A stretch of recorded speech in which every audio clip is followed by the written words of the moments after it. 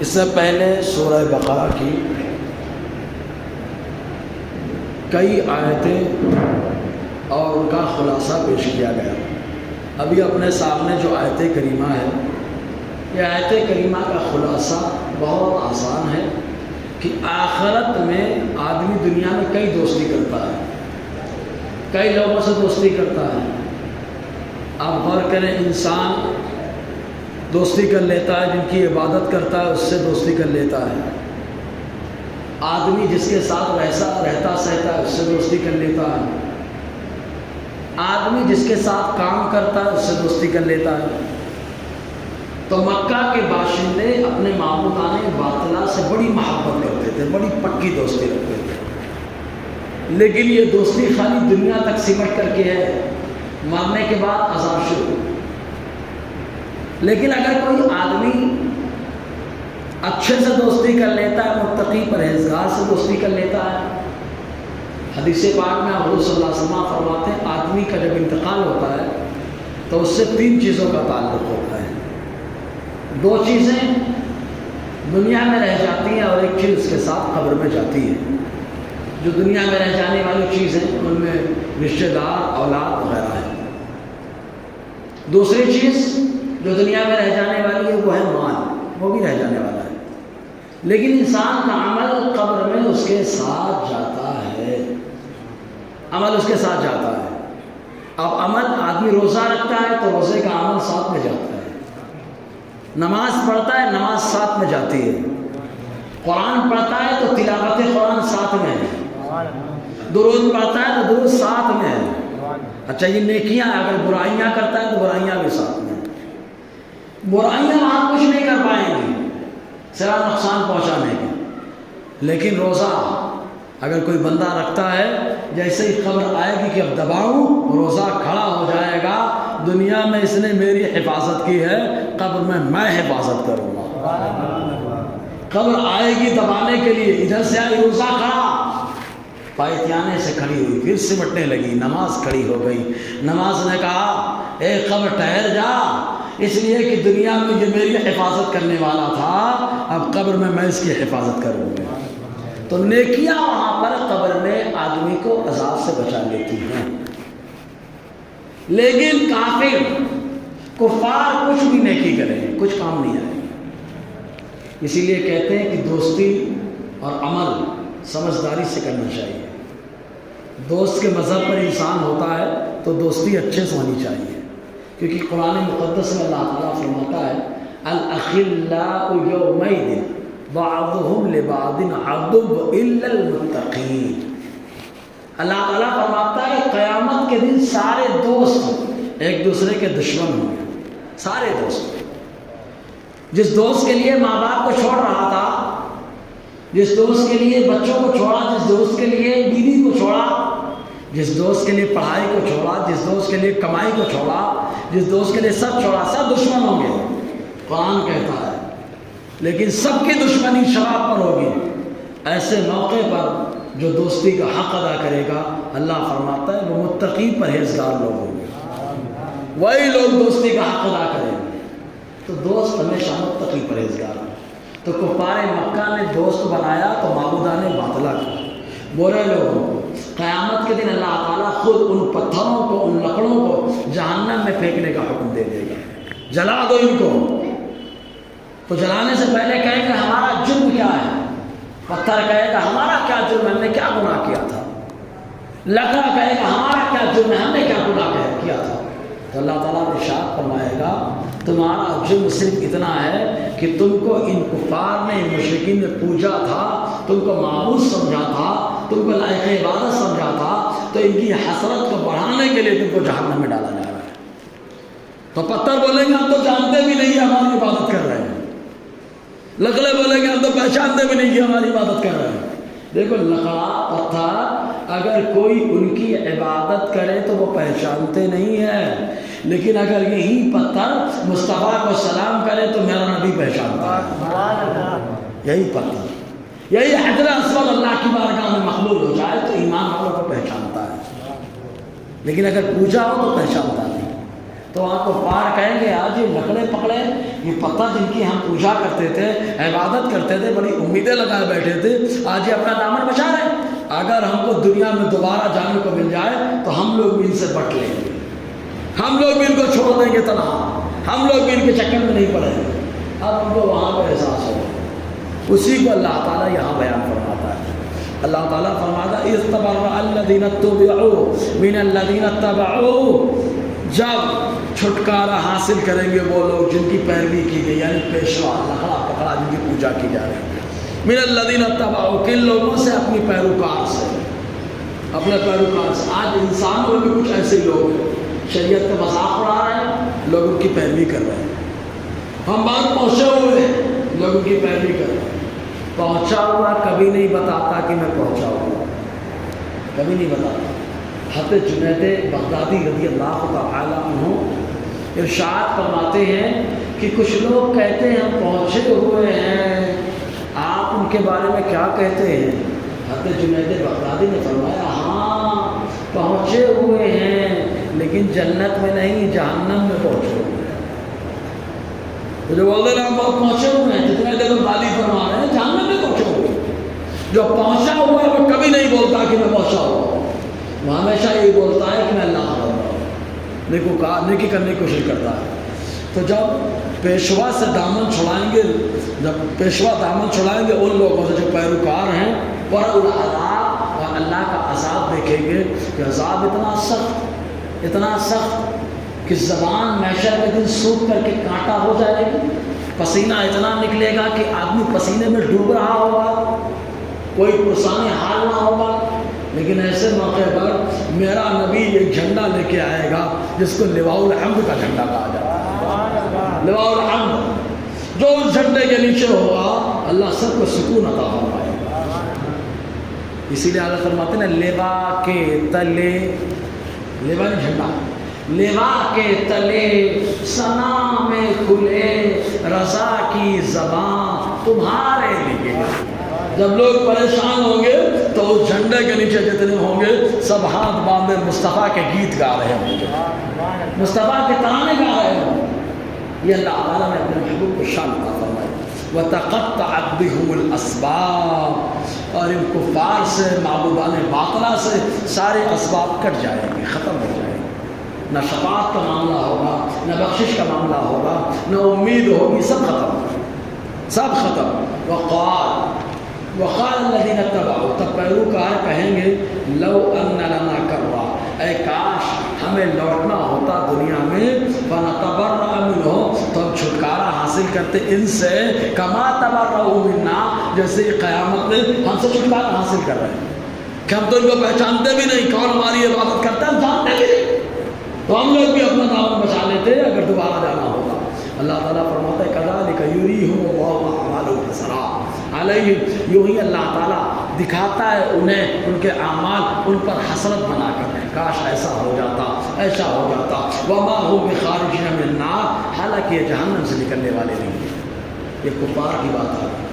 اب آگے کی جو خاص آیت کریمہ ہے وہ رزق حلال کے بارے میں ہے، رزق حلال، حلال روزی کو کھانے کے بارے میں۔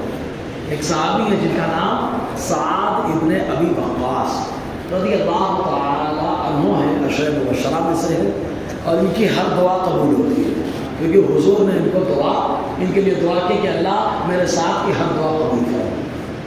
جب دعا کرنے سے پہلے آقا علیہ السلام کی بارگاہ میں حضرت سعد ایک دن آئے، اور آنے کے بعد عرض کیا اللہ کے نبی صلی اللہ علیہ وسلم، میں یہ چاہتا ہوں کہ میری ہر دعا قبول ہو جائے، میری ہر دعا قبول ہو جائے۔ حضور نے فرمایا حلال لقمہ کھایا کرو، تمہاری ہر دعا قبول ہو جائے گی۔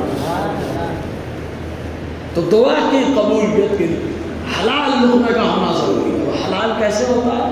ایک تو حلال کمانا، ایک حلال طریقے سے کھانا۔ کبھی کبھی آدمی حلال کما نہیں پاتا، حلال کما لیتا ہے لیکن حرام ہو جاتا ہے۔ کیسے؟ کہ حلال لایا کما کر پکایا، اس میں شراب ڈال دیا، ایک قطرہ، پورا کھانا ناپاک ہو گیا، حرام ہو گیا، اور میرا رب اسی کی دعا قبول کرتا ہے جس کی زبان پہ حلال لقمے کی تاثیر ہوتی ہے۔ تو اللہ تعالیٰ فرماتا ہے یا ایھا الناس، اے لوگو، کلوا مما فی الارض حلالا طیبا، کھاؤ اس سے جو زمین میں پاکیزہ اور حلال ہے۔ دیکھو پہلے معاملہ کیا تھا، ذبیحہ جھٹکے والا ہو چاہے جیسا ہو، مکے کے لوگ سب کھاتے تھے، سب کھاتے تھے۔ لیکن جب اللہ کے نبی صلی اللہ علیہ وسلم جلوہ گھر ہوئے تو حضور نے فرمایا ایسے نہیں جانور ذبح کیا جاتا، اس میں پورا خون نکلنے نہیں پاتا، خون میں بیماری ہوتی ہے، جب خون نہیں نکل پاتا ہے تو وہ بیماری گوشت میں آ جاتی ہے، ہم کھاتے ہیں ہمارے اندر بھی بیماری آ جاتی ہے۔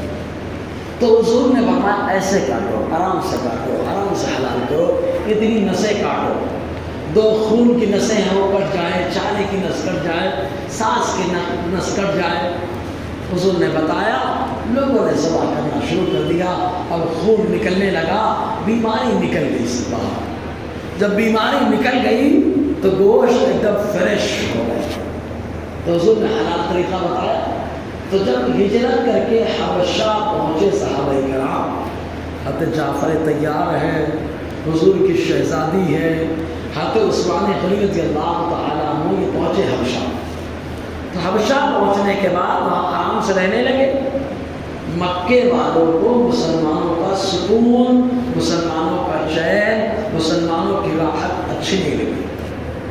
ان لوگوں نے کچھ لوگوں کو تیار کیا، بڑا تحفہ دیا اور کہا حبشہ کے جو بادشاہ ہیں ان کو جا کے تحفہ دینا اور ان سے کہنا ہمارے مکے کے رہنے والے جو شریر ٹائپ کے لوگ تھے، بگڑائے لوگ تھے، گھروں میں لائیں لگانے والے لوگ تھے، وہ لوگ تمہارے ملک میں آ رہے ہیں،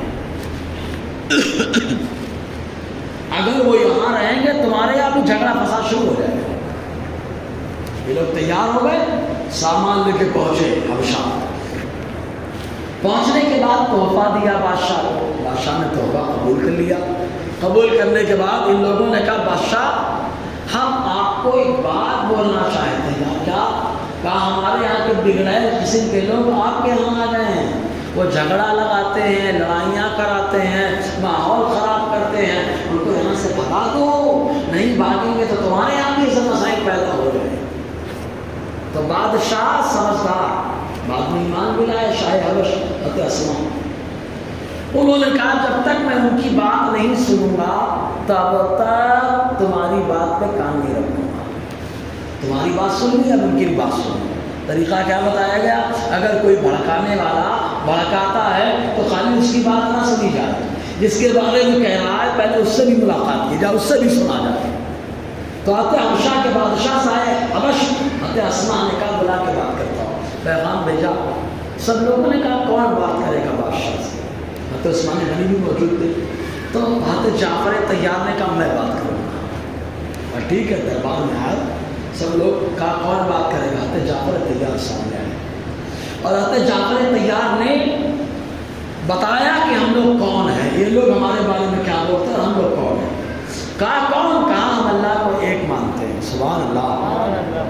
ہمارے درمیان اللہ تعالیٰ نے اپنے نبی کو جلوہ گر فرمایا، جس نبی نے ہم کو بتایا کہ کسی اور کی عبادت مت کرو، صرف اللہ کی عبادت کرو۔ اس نبی نے بتایا کہ نماز پڑھو اللہ کے لیے، اس نبی نے بتایا کہ سود مت کھاؤ، اس نبی نے بتایا زنا مت کرو، اس نبی نے بتایا کہ حلال لقمہ کھاؤ۔ ہم لوگ مردار کا گوشت کھا لیتے تھے، نبی نے حلال طریقہ بتایا۔ حضرت اسما حضرت حبشہ کے بادشاہ، ان کے دل میں بات بیٹھی، انہوں نے پوچھا یہ بتاؤ تمہارے نبی پہ جو آیت نازل ہوئی ہے، جو کتاب نازل ہوئی ہے، وہ کتاب پڑھ کے بتائیے۔ تو حضرت جعفر طیار چونکہ وہ حضرت عیسیٰ کو ماننے والے تھے تو سورہ مریم پڑھنا شروع کر دیا، اور سورہ مریم میں حضرت عیسیٰ کا ذکر، حضرت مریم کا ذکر۔ حضرت اسما نے جب سنا تو زار و قطار رونے لگے اور روتے ہوئے کہا خدا کی قسم، جس کی جو قرآن میں نازل ہوا ہے، جو بتایا گیا ہے، بالکل ایسے ہی شان اللہ تعالیٰ نے حضرت مریم کو بھی عطا فرمائی ہے اور ان کے شہزادے اللہ کے پیغمبر عیسیٰ کو عطا فرمائی ہے۔ یہ بتایا اور مکہ کے باشندوں کو بھگا دیا اور مسلمانوں کو کہا کہ تم لوگ جب تک چاہو یہاں رہ سکتے ہو۔ تو آتے جامعہ تیار نے پہچان کیا بتائی کہ ہم مردار کھاتے تھے، حرام کھاتے تھے، ہمارے نبی نے ہم کو حلال کھانے کا طریقہ سکھایا ہے۔ سبحان اللہ، یعنی اسلام یہ واحد مذہب ہے جس میں حلال کھانے کا طریقہ بتایا گیا۔ یہ چیز حلال ہے، حلال کھاؤ۔ ایک مثال دے رہا ہوں، گاڑی، کچھ گاڑیاں ڈیزل کی ہوتی ہیں، کچھ گاڑیاں پیٹرول کی ہوتی ہیں۔ اگر پیٹرول گاڑی ڈیزل سے چلائے انجن خراب ہو جاتا ہے، اور ڈیزل گاڑی پیٹرول سے چلائے تو بھی انجن خراب ہوتا ہے۔ یعنی جس کی جو غذا ہے وہی دی جائے۔ اب بنانے والا جانتا ہے کہ ہم نے اس کا انجن ایسا ہی رکھا ہے، تو انسان کو بنانے والا اللہ، اسے معلوم ہے کہ انسان کا جو انجنی سسٹم ہے، مشینی سسٹم ہے، اس سسٹم کو ہم نے حرام سے نہیں حلال سے چلنے والا بنا دیا ہے۔ اس لیے جب آدمی حلال کھاتا ہے تو بیماریوں سے محفوظ رہتا ہے، حلال کھاتا ہے تو اللہ تعالیٰ زبان میں تاثیر عطا فرماتا ہے۔ جیسے ڈیزل گاڑی اگر کنٹرول میں چلے تو اس کا ایوریج بڑھتا ہے، پیٹرول گاڑی کنٹرول میں چلے تو ایوریج بڑھتا ہے، ویسے مسلمان کنٹرول میں چلے، حلال کھائے تو اللہ تعالیٰ اس کا ایوریج دعا اور عبادت میں بڑھا دیتا ہے۔ عبادت میں اس کو لذت ملنے لگتی ہے، دعا کرنے میں اس کو مزہ آنے لگتا ہے۔ اسی لیے اللہ تبارک و تعالیٰ نے حلال کھانے کا حکم عطا فرمایا، حلال کمایا بھی جائے اور حلال کھایا بھی جائے۔ ابھی حدیث پاک میں آیا کہ عبداللہ ابن عباس رضی اللہ تعالیٰ عنہما بیان فرماتے ہیں کہ آدم علیہ السلام کی اولاد جب محشر میں آئے گی تو چند سوال ایسے ہوں گے کہ جب تک وہ جواب نہیں دے لیں گے ان کو وہاں سے ہٹنے کا حکم نہیں ہوگا۔ پہلے جواب دو پھر جاؤ یہاں سے۔ پہلا سوال، مال کہاں سے کمایا تھا؟ حلال طریقہ تھا کہ حرام تھا؟ شارٹ کٹ کے چکر میں لوگ اکثر حرام میں ملوث ہیں، ان کو یہ نہیں معلوم ہے کہ شارٹ ہمارے کرنے سے شارٹ میں پیسہ نہیں آتا شارٹ کٹ سے، لیکن میرا مولا چاہے تو 1 روپیے میں 1 لاکھ کی برکت عطا کرے۔ تو مولا نے جو طریقہ بتایا اس طریقے سے کمایا جائے۔ برکت دینے والا اللہ ہے، روزی دینے والا اللہ ہے۔ تو کہاں سے کمایا؟ پہلا سوال یہ۔ اب وہاں بتائے کہ چوری سے کمایا تھا، دھوکے سے کمایا تھا، وہاں کیسے بولے گا؟ دوسرا سوال پھر ہوگا، حساب دے دیا کمانے کا، پھر پوچھا جائے گا کہاں خرچ کیا تھا؟ پھر بولے گا شراب میں خرچ کیا تھا، بدکاری میں خرچ کیا تھا، کیا جواب دے گا؟ لیکن وہاں پر بولے گا اگر کوئی بندہ میں نے اپنے بچوں پہ مولا خرچ کیا تھا تو میرا مولا فرمائے گا میرے محبوب نے بتایا اپنے بچوں پہ خرچ کرو، ہر لقمے پہ اللہ صدقے کا ثواب عطا فرماتا ہے۔ ماں باپ پہ خرچ کرو، اللہ صدقے کا ثواب عطا فرماتا ہے۔ بیوی پہ خرچ کرو، اللہ صدقے کا ثواب عطا فرماتا ہے۔ لوگ پریشان رہتے، دنیا کے اوپر خرچ کرتے ہیں، پریشانی میں صدقہ کرنا چاہیے۔ تو اگر پریشان ہو جائے تو بچوں کا پیٹ نہ کاٹے، ان کو پیٹ بھر کھلائے، بیوی کو پیٹ بھر کھلائے، ابا کو پیٹ بھر کھلائے، اماں کو پیٹ بھر کھلائے، ان کے ہر لقمے پہ اللہ تعالیٰ صدقے کا ثواب عطا فرماتا ہے۔ صدقہ خود بخود ہوگا، صدقہ پریشانی دور کر دیتا ہے۔ دوسرا سوال یہی ہوگا کہاں، پہلا کہاں سے کمایا، دوسرا کہاں لگایا، کہاں خرچ کیا۔ پھر سوال ہوگا تندرستی دی تھی، بڑا پہلوان بنایا تھا، بلڈر بنایا تھا، طاقت کا زور کہاں پہ استعمال کیا، کمزور کو مارنے میں یا کمزور کی مدد کرنے میں؟ تو کمزور کو مارنے والا ظالم کیا جواب دے گا؟ لیکن وہیں پر ظالم کا مقابلہ کرنے والا، مظلوم کا سپورٹ کرنے والا کھڑا ہوگا، مولا تو نے ہمیں صحت اور طاقت سے نوازا، ہم نے تیرے محبوب کی سنت پر عمل اس انداز میں کیا کہ جس کو لوگ دبا رہے تھے میں اس کے سپورٹ میں کھڑا ہو رہا تھا، میں اس کے سپورٹ میں کھڑا ہو رہا تھا، کیونکہ جس کو دبایا جاتا ہے اس کے سپورٹ میں کھڑا ہونا یہ بھی مصطفیٰ کی سنت ہے۔ بلال کو دبایا جا رہا ہے، مصطفیٰ سپورٹ میں کھڑے ہو گئے، سبحان اللہ۔ سمیہ کو دبایا جا رہا ہے، مصطفیٰ سپورٹ میں کھڑے ہو گئے۔ عمار کو دبایا جا رہا ہے، مصطفیٰ سپورٹ میں کھڑے ہو گئے۔ سلمان کو پریشان کیا جا رہا ہے، مصطفیٰ سپورٹ میں کھڑے ہو گئے۔ گویا کہ اچھے لوگوں کو پریشان کیا گیا، بیکم میں اللہ نے اپنے محبوب کو جلوہ گر فرمایا۔ تو حلال صحت دی تھی، کہاں خرچ کیا؟ ایسے ہی اور کئی سوالات ہوں گے۔ تو اللہ تعالیٰ فرماتا ہے اے ایمان والو کھاؤ، کھانے کا حکم اللہ تعالیٰ دے رہا ہے۔ ہمارے یہاں تو کبھی کبھی اگر میٹنگ میں بات بول دو، کھانا ایسا ہونا، کھانا ویسا ہونا، کھانے کے بعد بولے کھانے کی بات ہوتی ہے۔ ارے میرا اللہ قرآن میں کھانے کا حکم دے رہا ہے بھائی، کیا کھانا ثواب کا کام نہیں ہے؟ اگر سنت کے مطابق بندہ لقمہ کھاتا ہے تو ہر لقمہ ثواب میں کنورٹ ہو جاتا ہے، ثواب میں کنورٹ ہو جاتا ہے۔ سحری کھاؤ، برکت والا کھانا ہے، افطاری کرو، برکت والا کھانا ہے۔ تو کچھ کھانے تو ایسے جن کا کھانا ثواب ہے، سمجھ میں آنا کہ نہیں آنا؟ آقا اللہ تعالیٰ فرماتا ہے اے لوگوں کھاؤ اس میں سے جو زمین میں ہم نے حلال اور پاکیزہ دیا ہے۔ اب زمین سے جو چیزیں ہوتی ہیں عام طور سے سبزیاں، پھل، یہ سب نکلتی ہیں زمین سے۔ تب کون سی سبزی حلال ہے، کون سا پھل حلال ہے، قاعدہ دماغ میں بٹھا لیں۔ قاعدہ رہے گا تو فتویٰ دینا آسان رہے گا، ورنہ یہی بولیں گے کبٹ کھانا حرام ہے، معاذ اللہ۔ ہمارے یہاں کیا بولتے ہیں؟ کبٹ کھانا کیا ہے؟ حرام ہے۔ حلال ہے بھائی، کبٹ کھانا کیا ہے؟ حلال ہے۔ قاعدہ کیا ہے معلوم؟ وہ سبزی وہ پھل کھانا حلال ہے جو کھانے کے بعد تکلیف نہ دے اور نہ ہی اس میں نشہ ہو، نہ نشہ ہو، جیسے افیم وغیرہ کی کھیتی ہوتی ہے، نشہ ہے، حرام ہے۔ تو نہ سبزی میں نشہ ہو، پھل میں نشہ ہو، اور نہ کھانے کے بعد تکلیف دے، تو ایسی سبزی اور ایسے پھل کا کھانا حلال ہے۔ اب آپ کبٹ کے بارے میں بتائیے، کیا کبٹ کھانے سے نشہ چڑھتا ہے؟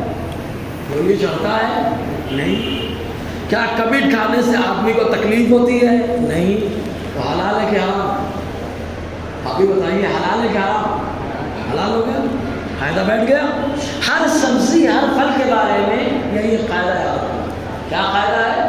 نشہ نہیں ہونا چاہیے، اور کیا نہیں ہونا چاہیے؟ کھانے کے بعد تکلیف نہیں ہونا چاہیے۔ تو وہ سبزی اور وہ پھل حلال ہے، یہ قاعدہ یاد رہے گا، آپ ہر چیز کے بارے میں فتویٰ دیتے ہیں، ٹھیک ہے نا؟ ایسے ہی بات آتی ہے جب حلال کی تو بولے جاندار میں، جانوروں میں، مرغ پرندوں میں یہ کون حلال ہے؟ تو کہا پہلے جانوروں میں دیکھا جائے۔ جانور کے دیکھنا دانت دو طریقے سے ہوتے ہیں، کچھ جانوروں کے دانت چپٹے ہوتے ہیں اور کچھ جانوروں کے دانت نوکیلے ہوتے ہیں۔ جن جانوروں کے دانت نوکیلے ہوں، اونٹ کو چھوڑ کر، کس کو چھوڑ کر؟ اونٹ کو، اس کے دانت نوکیلے ہیں لیکن اس کا کھانا حلال ہے۔ اونٹ کو چھوڑ کر جن جانوروں کے دانت نوکیلے ہوں ان کا کھانا حرام ہے، اور جن کے دانت چپٹے ہوں ان کا کھانا حلال ہے۔ قاعدہ سمجھ میں آیا تو ایک بار سبحان اللہ بولنا بھائی، بیٹھ گیا؟ ٹھیک ہے۔ جن کے دانت نوکیلے ہوں اونٹ کو چھوڑ کر وہ جانور حرام، اور اونٹ کے دانت نوکیلے پھر بھی حلال، اور جس کے دانت چپٹے ہوں شکار نہ کرتا وہ حلال ہے، ٹھیک ہے۔ پرندوں میں جو پرندہ گوشت چونچ سے کھاتا ہو تو وہ پرندہ حلال ہے، اور جو پرندہ پنجے سے کھاتا ہے وہ حرام ہے۔ قاعدہ بیٹھ گیا، اصول بیٹھ گیا نا؟ تو اللہ تعالیٰ فرماتا ہے یا ایھا الناس، اے لوگو کلو، کھاؤ اس میں سے جو زمین میں حلال ہے، پاکیزہ ہے، ولا تتبعوا خطوات الشیطان، شیطان کے نقش قدم پہ مت چلو۔ شیطان کے نقش قدم پہ نہ چلو مطلب کا شیطان حلال حرام سب استعمال کرتا ہے، شیطان کو جو ملے ٹھیک ہے۔ شیطان جناتوں میں بھی ہوتے ہیں، شیطان انسانوں میں بھی ہوتے ہیں۔ میرا اللہ فرماتا ہے من الجنۃ والناس، شیطان جنات میں بھی ہے، انسان میں بھی ہے۔ تو شیطان کو حلال حرام سب چلتا ہے، تو اس کے طریقے پہ مت چلو کہ حلال بھی تمہیں چلے حرام بھی چلے. تم شیطان کی اولاد نہیں ہو, تم آدم کی اولاد ہو. تم کو وہی چلتا ہے جو ہم نے تمہارے لیے حلال کر دیا ہے. اس لیے اللہ تعالیٰ فرماتا ہے شیطان کے طریقے پہ مت چلو. کیوں؟ اِنَّهُ لَكُمْ عَدُوٌّ مُّبِينٌ, بے شک شیطان تمہارا کھلا دشمن ہے. آدمی کھلے دشمن کے راستے پہ نہیں چلتا, بلکہ سنگت میں بھی نہیں رہتا کہ اکیلا پائے گا تو نقصان پہنچائے گا. تو شیطان کھلا دشمن ہے, نہ اس کے ساتھ رہنا ہے, نہ اس کی بات ماننی ہے, نہ اس کے طریقے پہ چلنا ہے, ورنہ اٹھا کے ساتھ میں جہنم میں لے کے جائے. اس لیے اللہ تعالیٰ فرماتا ہے حلال کھاؤ, حلال غذا. ہم لوگ بڑے اچھے روزے رکھتے ہیں, لیکن افطاری میں جو پایا وہ کھایا. اس میں بھی دیکھیں کون افطاری کرا رہا ہے, کرانے والے کی کمائی کیا ہے. اگر حرام لقمہ چلا گیا تو ہماری روزے میں جو دعائیں قبول ہوتی ہیں وہ دعائیں لٹک گئی, کیونکہ حلال لقمے کی وجہ سے دعائیں قبول ہوتی ہے. جس کے پیٹ میں حرام لقمہ ہوگا اس کی دعا قبول نہیں ہوگی انشاءاللہ. اور آگے باتیں رہے گی. اللہ تعالیٰ ہم سب کو فیضان قرآن برکات قرآن سے مالا مال فرمائے. اس سے پہلے